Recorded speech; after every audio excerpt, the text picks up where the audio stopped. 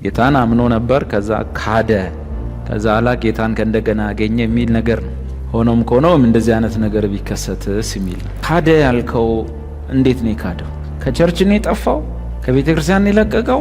ከቸርች ርቆ ከመንፈሳዊ ሕይወት ርቆ ዓለማዊ ልምምድ ሕይወት ውስጥ ገብቶ ነው?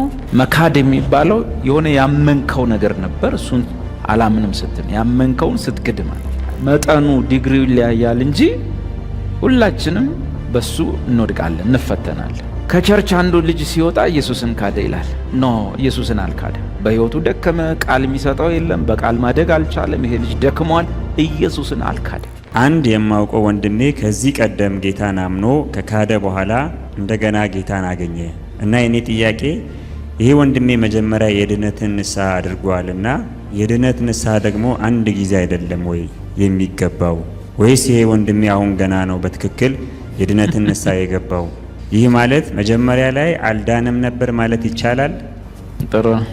መጀመሪያ ይሄ ትረካው እውነተኛ ነው።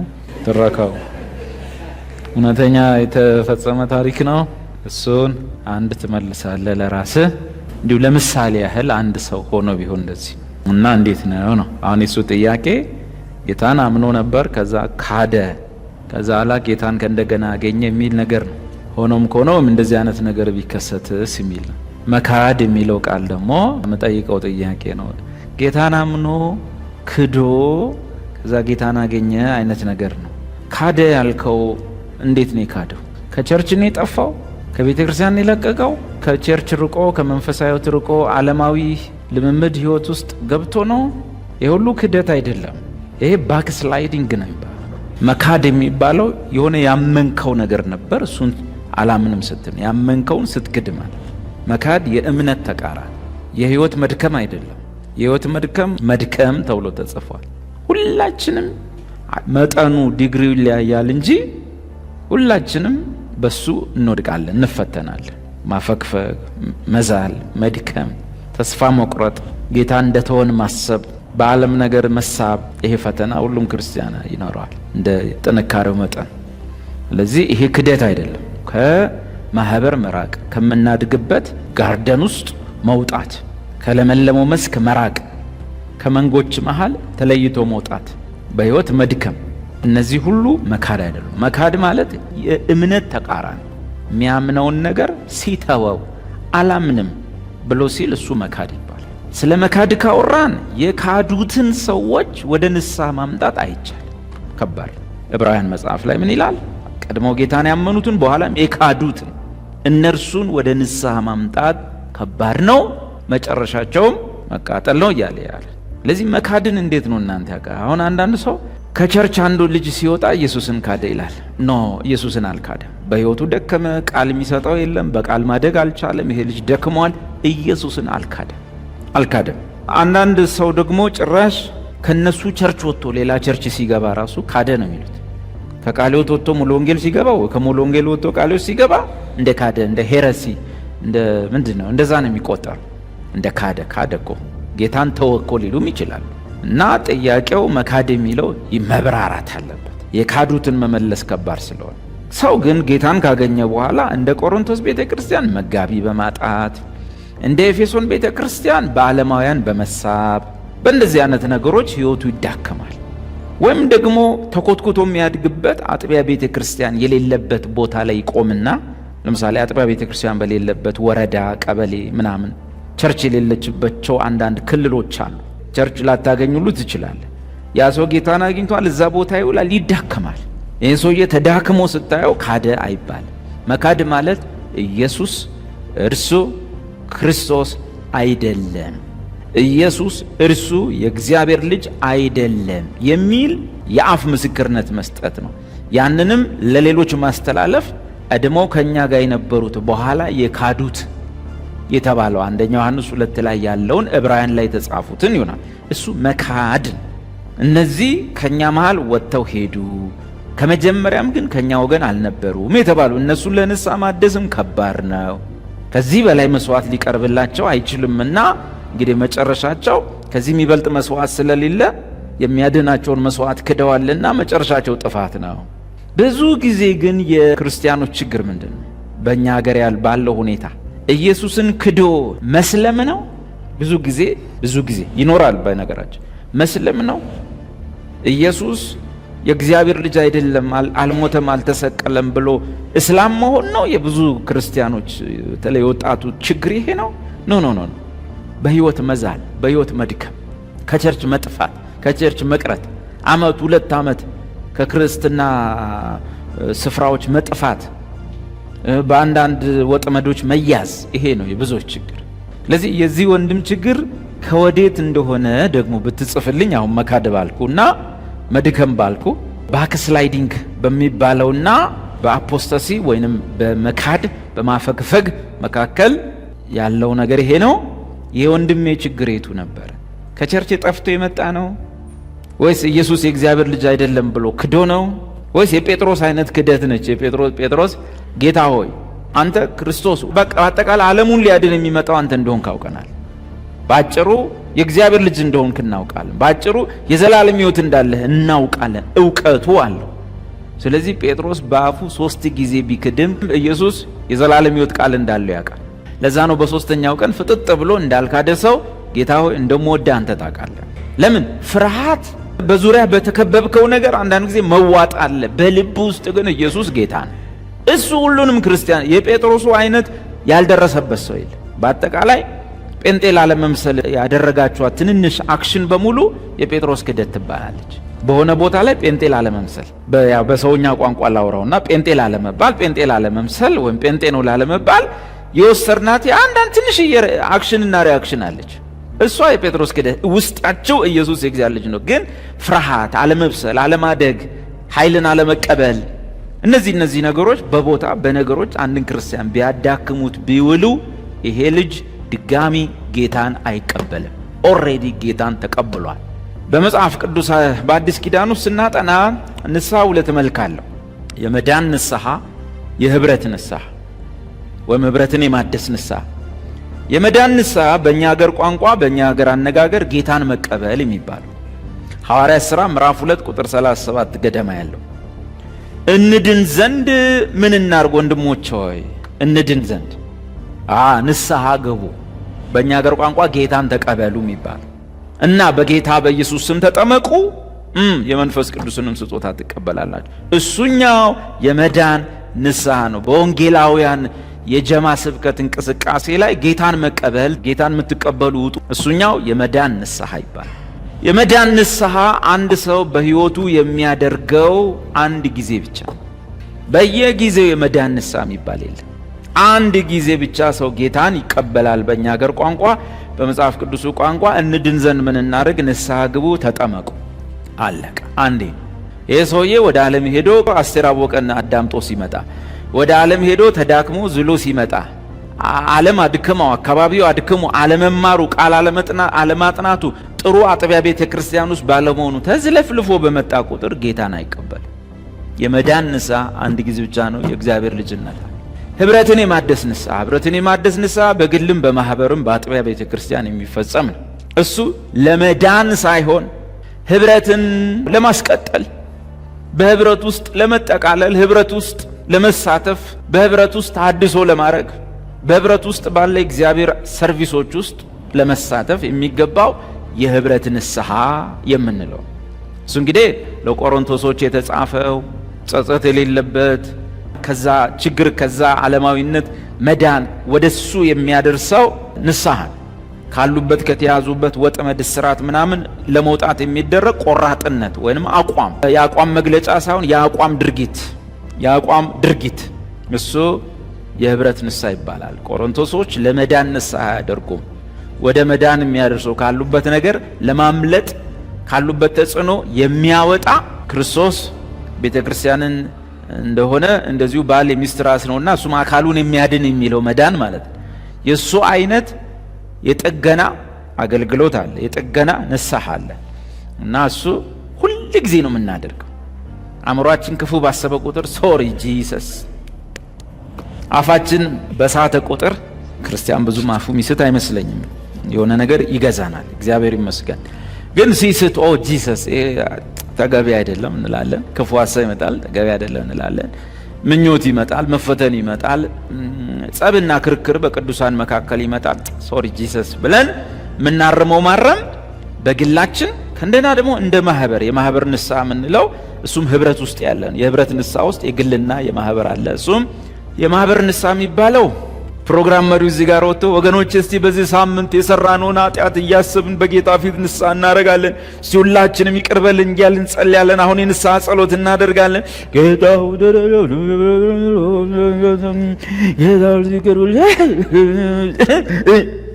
ኖ እሱ አይደለም። የህብረት ንስሐ ማለት ቤተ ክርስቲያን ተሰብስባ እያንዳንዱ ሰው በግሉ ንስሐ መግባት አይደለም። የግል ችግር ከሊቀ ካህናቱ ጋር በግል ቤት ነው የምትጨርሰው፣ መንገድ ላይ ነው የምትጨርሰው። ልጅቷን የተመኘኸው መንገድ ላይ ነው ያያሃት፣ እዛ ሆስፒታል ማዞሪያ ጋር ያ ተመኘሃት። እስከ እሑድ ጠዋት ተጠብቆ ጌታው ባለፈው ማክሰኞ ቀን የዛ ማዞሪያው ጋር አይባልም ማለት። የህብረት ንስሐ እሱ አይደለም። እሱ የግል ነው። መጨረስ ያለብህ እዛው ጋር ነው፣ ቆጪ ጋር ነው። ለምን ኢየሱስ ደሞ ቆጪ ጋር ሆነ ንስሐ ትገባለህ አይልህ። ለምን ሰርቪስ የሚሰጠው 24 ሰዓት ኢየሱስ 24 ሰዓት ሊቀ ካህናት ነው፣ የማይደክመው ሊቀ ካህን። ስለዚህ በሚያስፈልጋችሁ ጊዜ ሁሉ ነው የሚለው። እዛው ቆጪ ጋር ታይና ተመኘ፣ አጓጉል ተመኘ። ለትዳር አይደለም የተመኘው፣ ለትዳር መመኘት ተገቢ ነው፣ ለቁም ነገር መመኘት ተገቢ ነው፣ እቺ ሚስቴ ብትሆን ማለት ተገቢ ነው። ግን አጉል ኢየሱስ እንዳለው በሐሳቡ ከሷ ጋር መተኛት። ስለዚህ እዛው ጋር ነው ጨርሶ ሶሪ ጂሰስ ይሄን የመሰለ አንተ አእምሮ አቆሸሽኩት ብለ እዛው ጋር ነው የምትጨርሰው። ኢየሱስ እንደ ጂሰስ ሶሪ ብሎ ነገር የለም። ቸርች ሄደ እሁድ ተንበርክከ ጉልበት እየተንቀጠቀጠ ስቅ ብለ ማልቀስ አይልም። ንስሐ ተንበርክኮ ስቅ ማለት ስላይደለ። ንስሐ ማለት አንዱ ወደ ቦታ መመለስ ማለት ነው። ሁለተኛው ምንድነው እንግዲህ መፍረድ ማለት ነው። ንስሐ ዋነኛ ትርጉሙ ኃጢአት ስፍራን መሳት ነው። ንስሐ ወደ ስፍራ መመለስ እንጂ ለቅሶም አይደለም፣ እንባም አይደለም፣ በእንባ መረጫጨትም አይደለም። ሁለተኛው ደግሞ ቆሮንቶስ 11 ላይ የተጻፈው መፍረድ ነው። ንስሐ ምን ማለት ነው? መፍረድ ያደረኩት ነገር ወይም ይሄ ያሰብኩት ሐሳብ ምንድነው? ሮንግ ነው፣ ስተት ነው ብለ ጌታ ሳይፈርድበት አንተ ቀድመ ስትፈርድ ማለት ነው። ጳውሎስ ስለ ንስሐ በአንደኛ ቆሮንቶስ 11 ላይ ስለ ጌታ ራት ባስተማረው ንስሐ የንስሐ ሁለተኛውና ትልቁ ትርጉም እግዚአብሔር ሳይፈርድበት በፊት ቀድመህ አንተ በድካም ላይ ምን ማድረግ ነው? መፍረድ ነው። ጳውሎስ በኃጢአታችን ወይም በበደላችን ወይም በተሳሳትነው ነገር አስቀድመን ብንፈርድ በጌታ ባልተፈረደብንም ነበር ያለው ማለት እና መፍረድ ኢትስ ሮንግ። በቃ ያሰብኩት ሐሳብ ሮንግ ነው፣ የተናገርኩት ቃል ጌታ ሮንግ ነው። ጸብ ሊሆን ይችላል፣ ክርክር ሊሆን ይችላል፣ ነገሩ ተፈጽሟል፣ ግን ታር ጌታ አውቃለሁ ይሄ ሮንግ ነው፣ አይመጥነኝም፣ ስፍራ አይደለም፣ ልክ አይደለሁም፣ ኢትስ ሮንግ ብለ ቀድመ መፍረድ ንስሐ ይባላል። የህብረት ንስሐ ማለት የየግልህን ኃጢአት እሁድ ጠዋት መጥቶ ብሎ ቤቱን እንደ ንብ ማጮህ አይደለም። የህብረት ንስሐ የሚባለው ማህበሩ በጋራ ያጠፋው ጥፋት ሲኖር ምኑ ማህበሩ በጋራ ያጠፋው ጥፋት ሲኖር እንደ ማህበር ቆሮንቶሶች በማህበር አጠፉ፣ በማህበር ንስሐ አድርጉ ተባለ። የግል ጉዳይ ግን ቤተ ክርስቲያን ተመጥቶ ተንበርክኮ እስቲ ወገኖቼ ያሰብን ይላል ሰውየው ከላይ ሆኖ። እስቲ ሰኞ እንዴት እንደዋላችሁ አስቡ።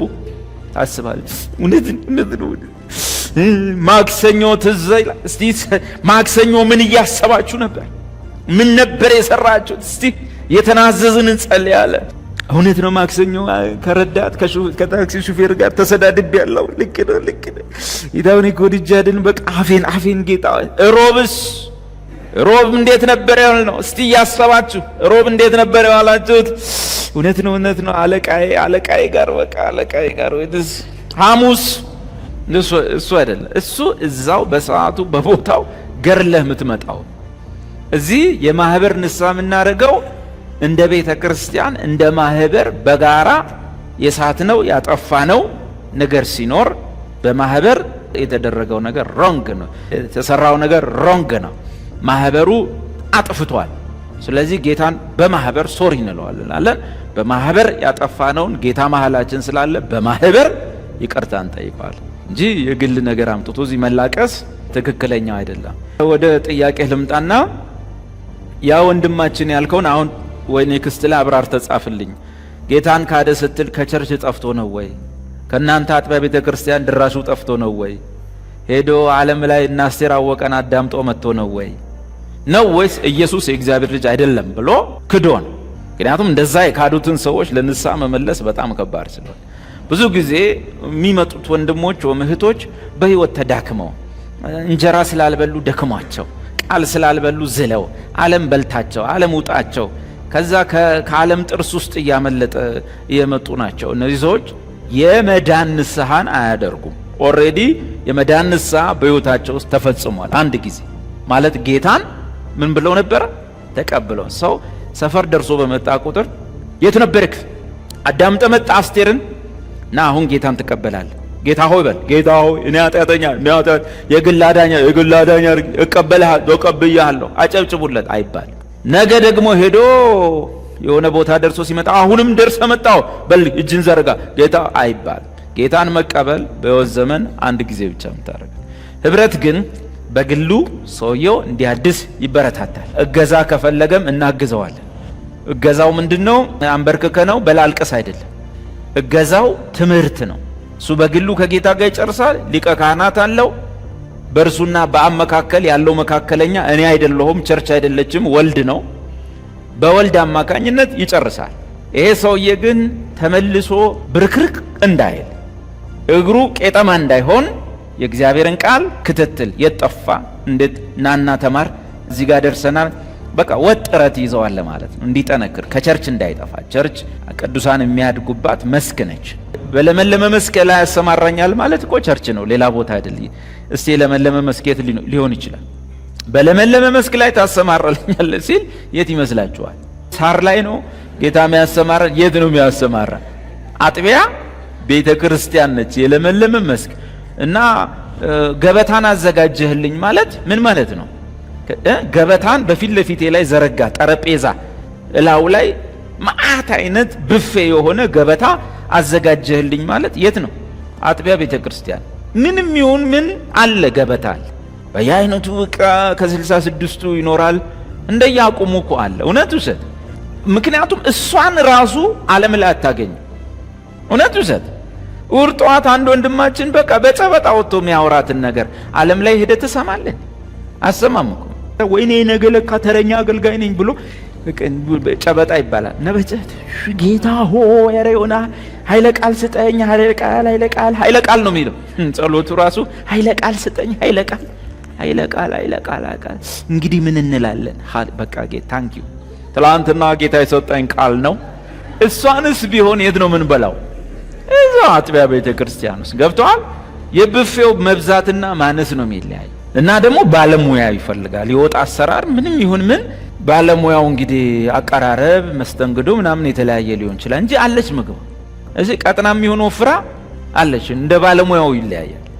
አገኛችሁኝ? ግን አቃ አበሻ ናችሁ፣ አሽሙር ይገባችኋል። እንደዛ ነው እና የመዳን ንስሐ አያደርግም ልልህ ነው። የካደ የሚለውን አብራራልኝና ማለት ነው። ባክ ስላይዲንግ ወደ ኋላ ማፈ ምንድነው ይሄም ባለው ትንሽ በህይወት መዳከም ደርሶ ይመጣል። ሲመጣ ግን ጥርሱ ወልቆ ነው ይመጣው። ሂሳብ ከፍሎ በመጽሐፍ ቅዱስ ውስጥ በክርስትና ህይወቱ ተዳክሞ ወደ ዓለም ሄዶ በሰላም የመጣ አንድም ሰው አታገኙ። ሰፈር ውስጥ ዞራችሁ ፈል ወይ እዚህ ያለ ብዙ ወንድሞች ይኖራሉ፣ እህቶች ይኖራሉ። ከጌታ ቤት ርቆ 6 ወር 1 ዓመት ከመንፈሳዊ ምግብ ከእግዚአብሔር ቃል የኢየሱስን ስም ከመጥራት ርቆ የሆነ ነገር ሳይከስር የመጣ ሰው አታገኙ። የሆነ ነገር ቢያንስ ሰላሙን አጥቶ ዋስትናውን አጥቶ ሲደናበር ሲደነግጥ ሞት ሲያስፈራው ዋስትና ሲያጣ እንደው ተው ሌላውን ነገር ሳይከስር ሂሳብ ሳይቀምስ ወደ ጌታ መግቦት መመለስ የለም። በክርስትና የዓመት ፈቃድ የሚባል የለም። እዚህ ትንሽ የዓመት ፈቃድ ወስጄ ትንሽ በሸነና ብዬ ምናምን ከጌታ ጋር ነው በሸነና የምንለው። ከጌታ ጋር ነው አዋሳ ሄደን ተዝናንተን የምንመጣው። እሺ እንጂ ጌታን ቁጭ አድርጌ በሸነና የለም። ከጌታ ጋር እንዝናናለን፣ ከጌታ ጋር እንበላለን፣ እንጠጣለን፣ ከጌታ ጋር እንጂ እሱን ቁጭ አድርጎ የዓመት ፈቃድ ጌታ እዚህ ጋር ጠብቀኝ ትንሽ ቆየኝ እኔ ትንሽ ደረስ ሲቺ አይቼልህ ልምጣ ይችላል። ምን ዋስትና አለ? ብቻን ሲያገኝ የአሳማ እረኛ፣ የእሪያ እረኛ፣ የአሳማ እረኛ። አሳማ ታውቃለህ ወደ በረት አይገባ። አንዱን በዚህ ስተሮልጦ 100 በዚህ ይሮጥልሃል። በቃ ፈንዲሻ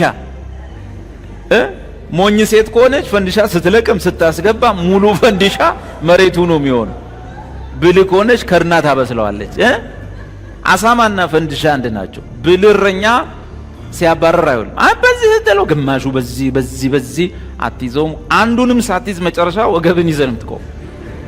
ስለዚህ ምንድነው የሚያደርጉት? ያንጠባጥቡለታል። ያቃ እንደ የሆነ ባቄላውን ያንጠባጠቡ ሲል እያለ በየተንጋጉ ይመጣሉ ማለት ነው። እያንጠባጠበ በረት ውስጥ ይገባል እሱ። ልክ በረት ውስጥ ሁሉም ሲገቡ ይዘጋል ማለት ነው፣ ወደ መታረጃቸው ማለት ነው። ሰይጣንም እንደዚሁ ነው። የሆነች ነገር እያንጠባጠበ ከጌታ ያርቃል። ሩቅ መንገድ ከሄድክ በረሃው ጋር ከደረሰ በኋላ እንዲህ ብትል ቸርች ሩቅ ነች፣ እንዲህ ብትል ሙድ ያስክብን ሰዎች የለንም፣ እንዲህ ብትል ብቻህን፣ ያን ጊዜ ይሳካብሃል ማለት ነው።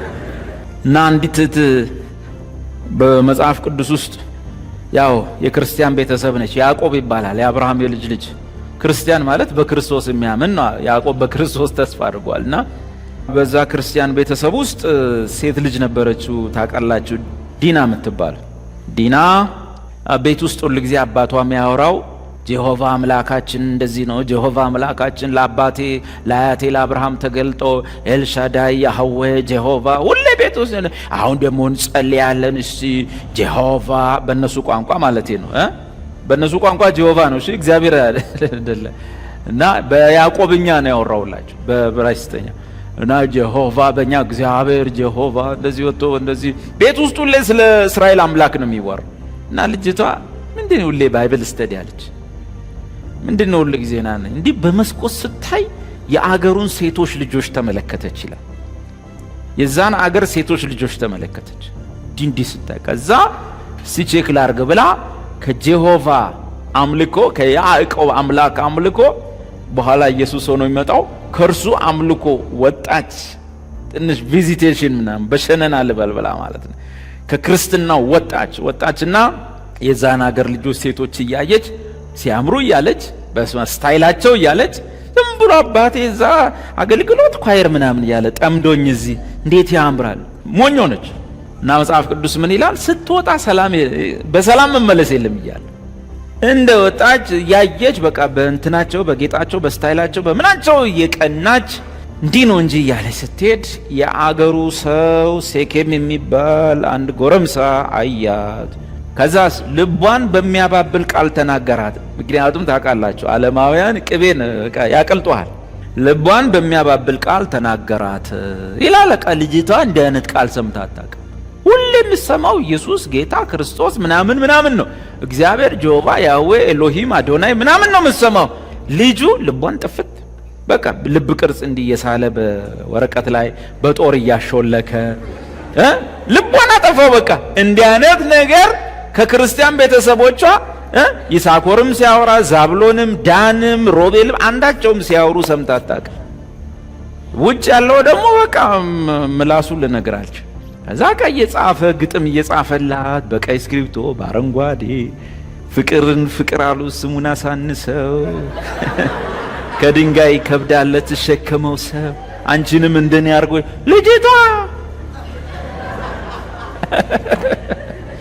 ልቧን አጠፋው ማለት ነው። ሴኬም አሁን ማት ናቸው ውጭ ሴኬሞች፣ የወንድ ሴኬም አለ፣ የሴት ሴኬም አለ። እና ልጅቷ ልቧ ጠፋ። ከዛ በኋላ ከሱ ጋር ተኛች፣ ተነወረች ማለት ነው። ቤቷ ስትመጣ በኪሳራ መጣች። ወንድሞቿም ችግሩ ስገቡ ጎራዴ መሳል ጀመሩ፣ ጩቤያቸውን መሳል ጀመሩ። ከሰፈር ልጆች ጋር ሄደው ካልተደባደብን አሉ፣ ተንኮል ሰሩ እና የአገሩን ሰው በጩቤ ወቅተው ብዙ ሰው ገደሉ በሷ ምክንያት። ያዕቆብ ደነገጠ። ብቸኛ ሰው ነው። የኢራቅ ምድር ነው፣ ዘመዶቹ ያሉት ኢራቅ ምድር ላይ ነው። በዚህ ቦታ ላይ ብቸኛ ነው እና በጣም ልቡ ተሰበረ፣ ደነገጠ፣ አዘነ። በጠዋት ንብረቱን ሸክፎ ልጅቷንም ልጆቹንም ይዞ ከሀገር ጠፍቶ ሄደ። የሁሉ ቀውስ በቤተሰቡ የመጣው የዓመት ረፍት። ሌላ የዓመት ረፍት ልንገራችሁ። ንጉሥ ዳዊት መጽሐፉ ምን ይላል? ጦሩ ሁሉ ጦር ሜዳ ሄዶ ነበር ይላል ሰራዊቱ በሙሉ ጦር ሜዳ ሊዋጉ ሄደው ነበር። ዳዊት ግን በቤቱ ብቻውን ቀረና ቀጥሎስ በሰገነቱ ላይ ይንሸራሸር ነበር ይላል። በሸነና ከእግዚአብሔር ስራ የአንድ እስራኤላዊ ንጉስ እግዚአብሔር የሰጠው ስራ ምንድን ነው? ለአንድ እስራኤላዊ ንጉስ ህዝቡን እንጀራ በወጥ ማብላት እንዳይመስል፣ የእስራኤል ንጉስ ትልቁ ስራ የእስራኤልን ጠላቶች ማጥፋት ነው። ሁሌ መዋጋት ነው ያለበት። ዳዊት እግዚአብሔር የሰጠውን የጦር ሜዳ ስራ ሳይሰራ በሸነና ማለት ወክ ሲበላ ሲንሸራሸር፣ ጦሩ ጦር ሜዳ ነው፣ ከጠላት ጋር ተፋጧል። ንጉሱ ወክ ይበላል። ሰገነቱ ላይ ወደ ሲል የኦሪዮንን ሚስት አየ። ከዛ በኋላ የሆነው ሆነ። ምን ያመጣው ነገር ነው? የዓመት እረፍት ከእግዚአብሔር ማለት ከመንፈሳዊ ነገር አክቲቭ ከመሆን ከቤተ ክርስቲያን በቤተ ክርስቲያን ካሉ ፕሮግራሞች፣ አገልግሎቶች ቢያንስ በሳምንት አንዴ ወይ በ15 ቀን አንዴ እንኳን አክቲቭ ከመሆን ስትቀር ሰገነቱ ላይ አይንህ መጥፎ መገለጥ ይመጣል። ዴቭ እኮ መገለጥ ነው ይመጣል። ጦር ሜዳ ቢሄድ የሚያየው የጌታን መገለጥ ነው። በበሸነናው ጊዜ ደግሞ ሌላ መገለጥ መጣለት። ከዛ መገለጡ ያመጣለት የሰው ሚስት ነው። ሉክ ያ ሁሉ ኪሳራ ሆነ ማለት ነው። እና በሸነና ከጌታ ጋር ነው። ጌታን ቁጭ በል ትንሽ ጌታው ትንሽ እዚህ ጋር ሆንና እኔ አይባልም።